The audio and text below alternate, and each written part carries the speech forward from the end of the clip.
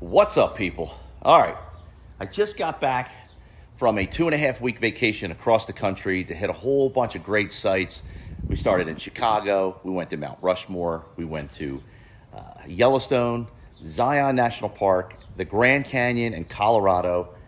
We put up 6,500 plus miles on the Wagoneer. We're gonna trade it in. And when I tell you why, everything will be explained, okay? But there's going to be a lot of positive. There's not much negative to really talk about, believe it or not. So let's get started. Let me just walk you around the vehicle and talk a little bit about taking this thing on a 2.5-week journey that almost took us 7,000 miles. So, number one, let's just open it up. I mean, it's all, I was supposed to get it detailed today. Our buddy June, who does our detailing, is in the hospital. So I emptied everything out. I'm going to have to detail it myself today. Let me show you the front end and how bad the bugs are. Now, this is only an actual fraction of how bad it was. I actually stopped somewhere in Arizona at a gas station to actually power wash it a little bit. And this is only probably an eighth of how bad this was. I don't even know what that is. All across the front is just bugs everywhere. So I've got a couple of products that I stopped to detail the vehicle that we'll be doing a comparison, a little review here of this bug and tar remover. But, man, completely empty after our trip. All right, so first things first, how was loading this vehicle up? Did we have enough room for 4.5 people? We had 4 adults and a baby, and we were able to put 2 large suitcases. Well, let me just show you. This is what it looked like. I did this when I was in Arizona. We've got 2 large suitcases, 2 small carry-on suitcases, a gun safe, the baby's stroller, car seat, and toddler seat, which converts into a bassinet. We had 4 backpacks, 4 blankets, and 4 large pillows, extra shoes, extra clothes, a box full of just baby food, a giant box of diapers, a case of water, and also I had my compressor, my Moab dual compressor that I took with me. I took a impact wrench, everything to, if God forbid we broke down, that I had to, fix a tire or anything. The car was loaded to the teeth. As you can see, we've dropped everything and took everything out now. But in that video, you just saw everything was loaded up. So I'm going to drop the seats down. Now, normally, if you're only using the 2 rows, if we didn't have the baby, we probably would have just had everything down, a lot of freaking space, because you've got the panoramic skylight, and you also have the full sun visor here for the person in the 3rd row. But because we had the car seat and everything, let's just put this back up. This is the amount of space that I was able to use. Let me show you. So actually, let me configure it to the way we had it on the trip so you can see exactly how the vehicle is configured. So this is how we had,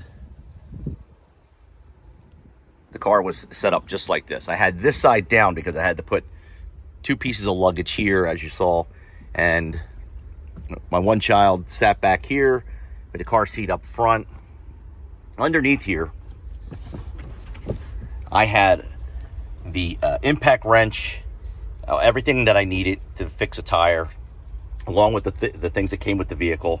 And we also put some water in here. We use this space to every last inch.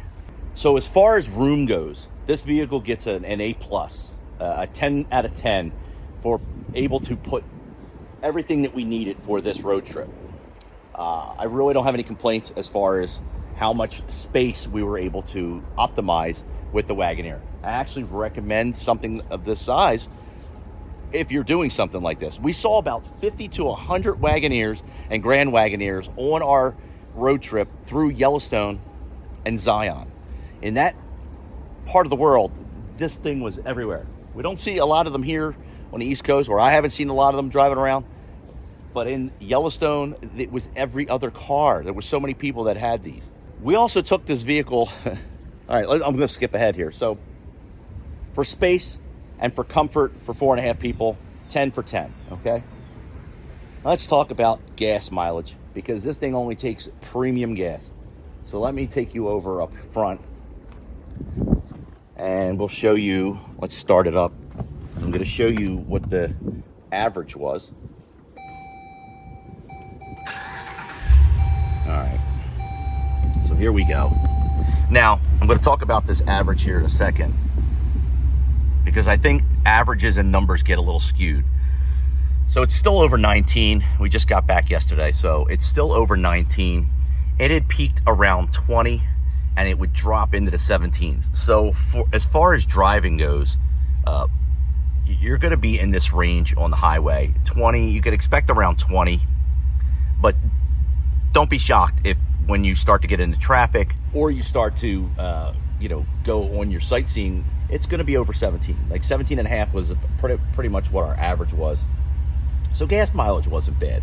And all throughout the country, there was different gas prices. I mean, we saw some cheap gas prices in some spots, and we saw some like expensive gas prices in other spots. So it's hit or miss. It's not going to be universal across the board, unfortunately. So for gas, how much did I spend in gas? Well, check out this number to the side of you. This is what every time I stopped for gas, I wrote down the amount. Now, you're going to look at that list and think, you stopped and put only $30 in and you spent every single time? Yes, I had to top off. It's a military thing. Those of you that served, or even those of you that didn't serve that have been taught this, top off every second, every chance you have. Now, why did I do that? Well, in some areas of the country, the next gas station could be 100 miles away. And I'm not kidding. Just in Yellowstone alone, doing the loop, which took 5 hours on this one loop drive, I don't know if it was 200 miles, but it was one gas station we saw at the one spot. And you got to remember, if you're driving a vehicle that only takes premium, those of you guys out there that are tuned, you may come across a gas station like I did where they didn't even have 91. The one gas station all throughout this trip, 89 octane, and I didn't want to put it in. Now, I could have mixed 89 with the 92 that was in there and been fine, but I said, screw it, I have enough gas to get to the next gas station. Always top off. You can be going only 50 miles to your next stop and think, well, I got plenty of gas to get there, but then there's an accident in front of you, and it's 100 degrees out, and you have your kids with you, or you just have yourself with you, and you're stuck in traffic for hours. Do you want to take a chance of running out of gas? You want to have plenty of gas to idle. We actually ran into a spot in, I think, the beginning of Colorado. It was a construction zone, ridiculous amount of I think it was 6 miles of construction with a flagger. 6 miles with a flagger through the mountain. And we sat for an hour until it was our turn to go through. So that's my reasoning for, if you're wondering why I have all these gas prices here. And this is the total. That's the total amount from Philadelphia to Chicago. We didn't really drive around in Chicago. Then we went to Mount Rushmore. Not a lot of driving in Mount Rushmore. We did Custer's National Park. That place sucked. You don't need to do it. We drove the Needles. Check this out. This was, I was going to talk about this in a minute, but we drove through the Needles. Check this out. And this is how narrow it was. You can't take an RV in this spot, but we did tuck our mirrors in. There was a couple of spaces throughout this trip where we had to tuck the mirrors. And speaking of tucking the mirrors and space, that's the next thing. Let me talk about, shut the car down. And let me just talk about the size of this vehicle, because it's important that you need to understand this. In Chicago, at the Illinois Center, where the parking garage was located, it was a half a block away from our hotel. When we went to go down into the underground, the second layer, the top of the vehicle, this part here, let me show you.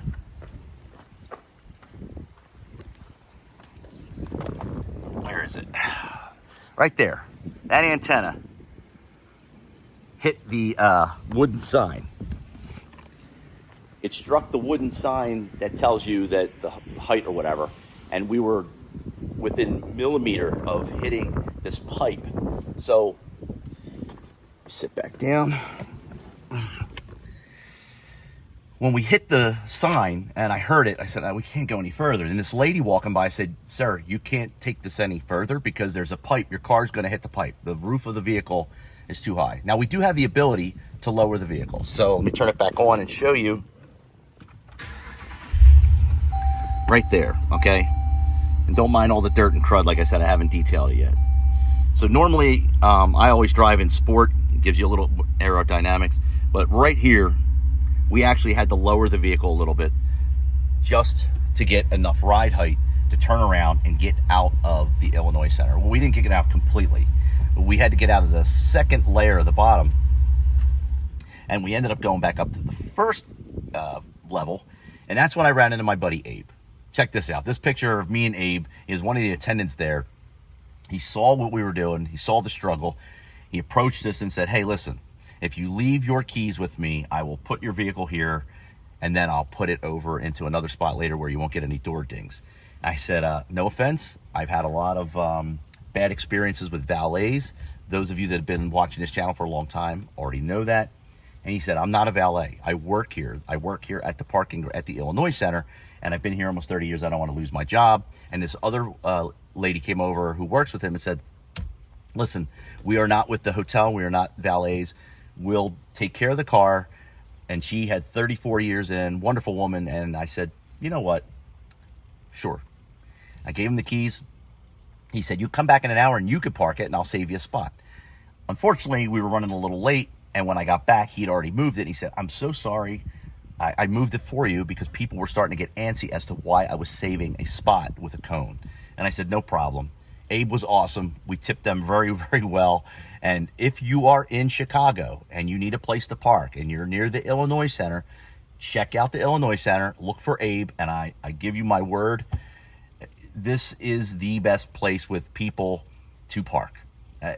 Abe, I can't think of her name if Abe is ever watching this, and I can't think of her name, I apologize. Two of the nicest people there. And Chicago was awesome. Let me just touch on Chicago.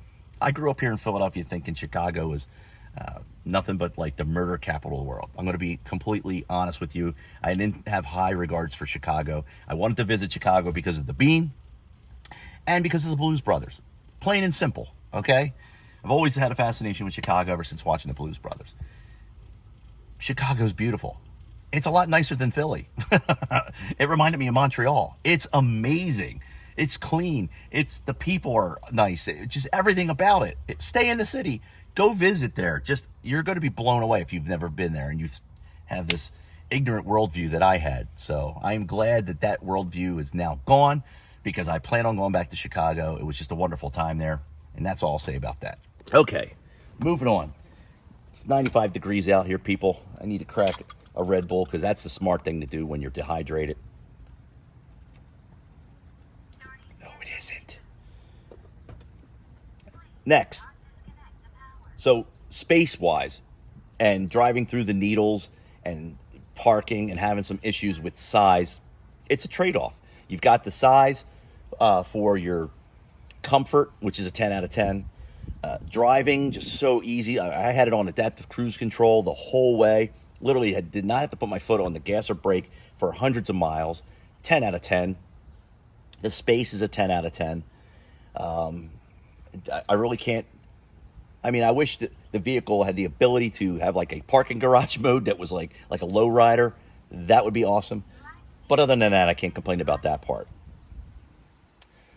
Moving on. So gas was okay.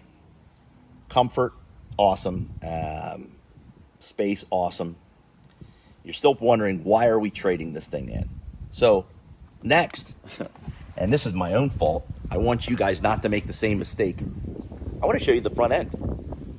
Covered with bugs. It's just, that's not even a fraction of how bad it was, because every chance I had, I'd run the little brush over it, a little scraper, to get most of them off at every gas station we stopped at, because it was brutal. I don't even know what kind of prehistoric bug that is, but there it is. He lost his life in our bumper. And I don't know, what is that? don't even know what the hell that is. But this thing was covered, ridiculously covered, to the point where I'm actually doing a review later on 2 bug products as soon as I finish this video.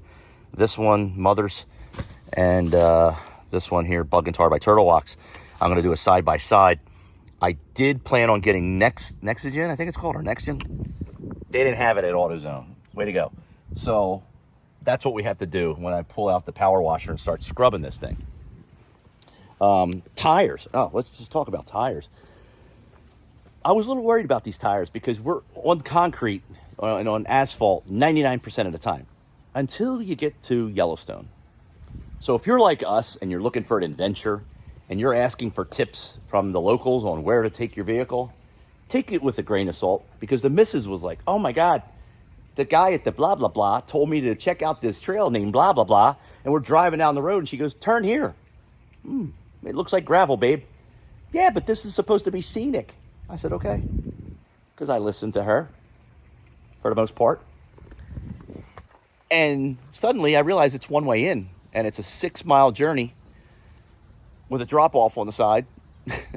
And it's a dirt trail that I would probably just take the Rubicon, but we got stuck on it with this. And this is what it looked like. Check this out. There's so much dirt in the back of the car. Yeah.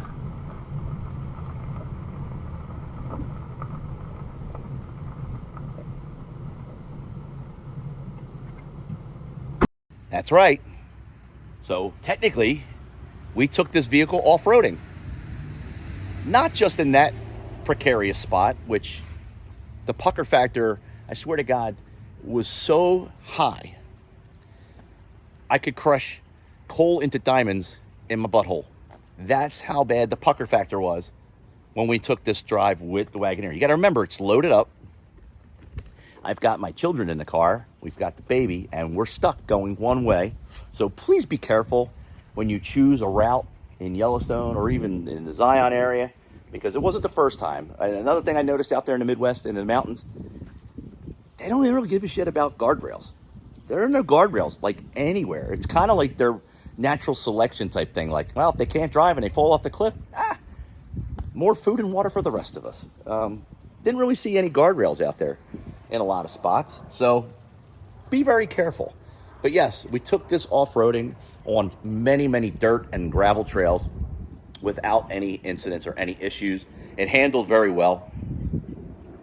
So handling and drivability on trails like that. Now, I'm not talking about climbing over any rocks, but your dirt and gravel trails in the mountains, it gets an 8 out of 10, maybe a 7 out of 10, because it's not something you should do. It's not something I really want to do. But none of these trails that we took it on, it couldn't handle, okay? Again, user, use at your own risk, basically. So tires. The tires did well, and these are the tires. They're Eagle Touring. They did very, very well as far as, oh, wow, look, this is one wheel that she didn't curb. Oh, I'm so impressed. Good job, babe. Let me go check the front. Oh, yeah, she got this one. The missus. Anyway, still love her. Goodyear Touring did a great job. Oh, speaking of the vehicle, she had it serviced right before we left. And I recommend getting an oil change right before you go, especially if you're going to do this type of driving like we did, because I believe we're now in, let's show you the percentage of oil. It was a 6,500 drive, and normally I would get the oil changed at, let's see, there it is. We got 37% left. You see that? 37% left on the oil. Now, I do mine. This is just a personal preference. You don't have to do it. It's every 3,000 miles with me religiously. I'm different. Other people may not agree. Some people will just probably work this all the way down to 0 before they do it. The misses.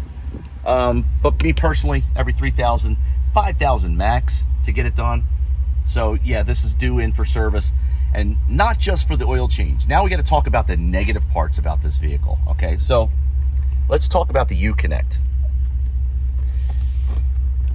actually love this Uconnect, except the damn thing didn't work 100% of the time when we were out there.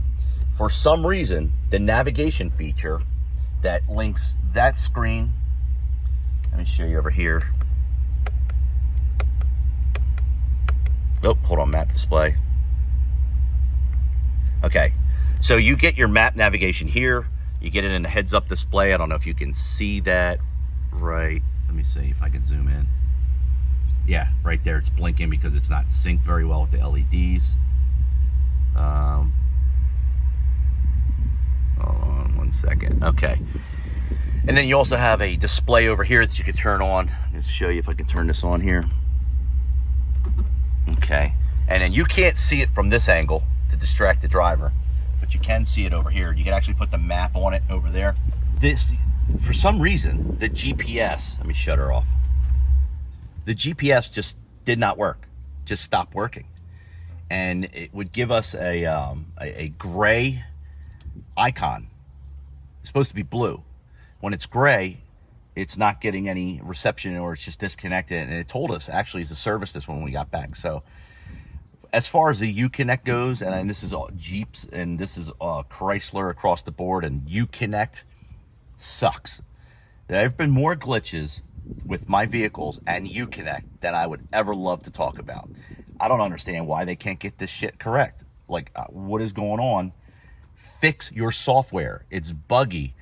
That was my biggest gripe, is that the Uconnect for a day did not work. Like, luckily CarPlay still worked, and I was able to use my phone and use Waze. But yeah, so that was a kind of a bummer. So I'm going to talk about all the negative and all the things. And now, is that why I'm trading this in? No. If you're sitting here watching all this so far, you're probably thinking, well, Jesus Christ, 99% of everything you're talking about is great. You love the car. You're talking about everything. And I do. I absolutely do. It's just bringing me to why we're trading it in. We're not trading it in to get another vehicle. We're trading it up for a newer Wagoneer. Oh, crap. He clickbaited us. We were wondering, what the hell? Damn you, East Coast Jeep SRT.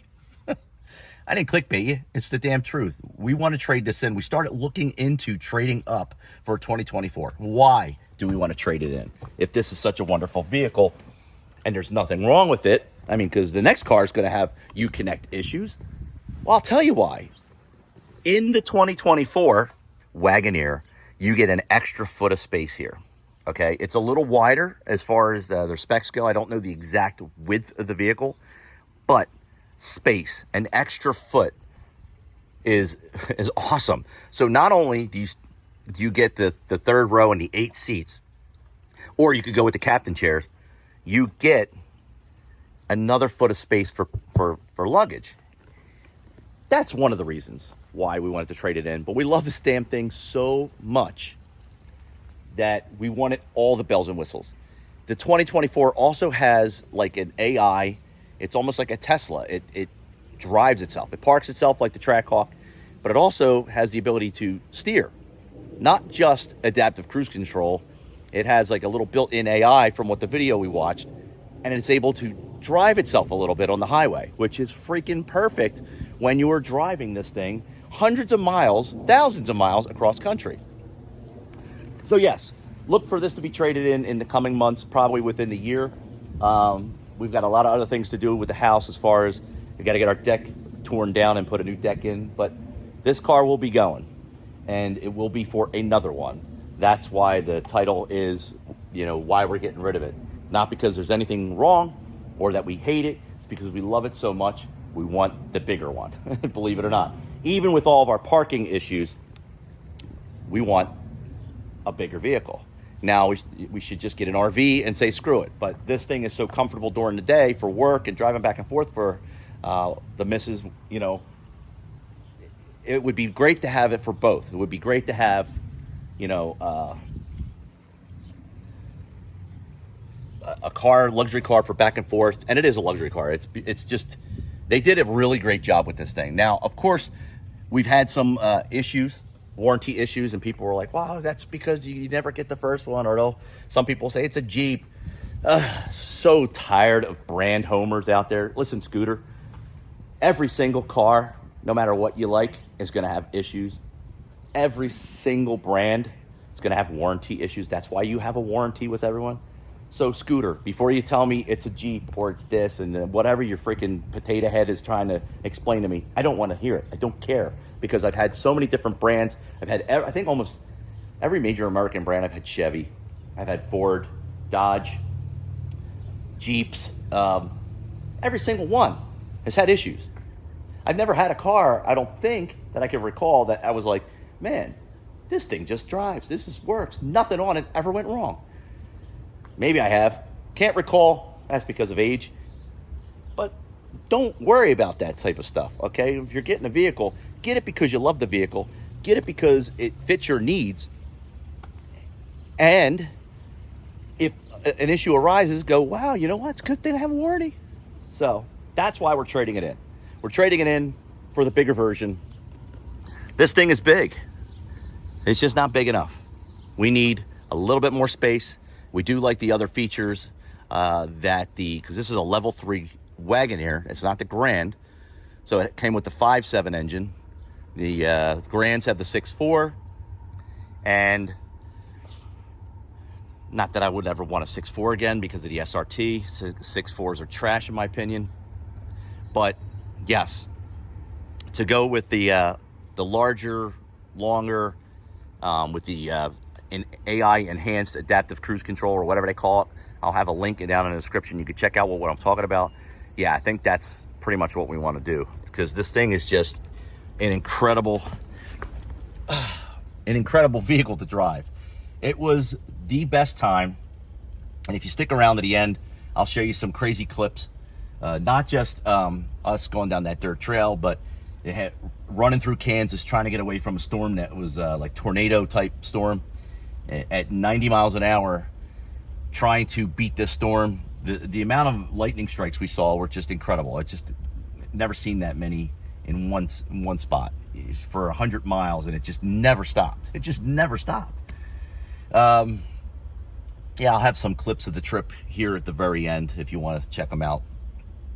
But yeah, if you have any questions for me, like anything, do I regret any portion of buying this or any part of this video that you saw that you had a question about, drop me a comment below. I'll be happy to answer everyone's questions. I don't have an exact time frame as to when we're going to look into trading this in. So if our dealer at the dealership is watching this, because I know you do, yeah, be prepared. We will be coming up to look into getting rid of this for the 2024. So now if we do wait, probably within the next year, then maybe the 2025s will be out. Maybe there'll be something else added. Who knows? The Uconnect, which is a pain in the ass with every vehicle I've ever had, from the SRT having GPS location issues, to the Trackhawk having some issues, to now this vehicle. Even my Rubicon, the Uconnect has had some issues. It's not the vehicle, it's the Uconnect company, and for whatever reason, just still hasn't gotten it right. So that's all I got. Let me know what you think down below in the comment section. Before you go, don't forget to click the like button, click the little bell notification. Don't forget to click subscribe. If you really like the content we put out, click the super thanks button down there. You guys and girls all be safe. I'm out of here.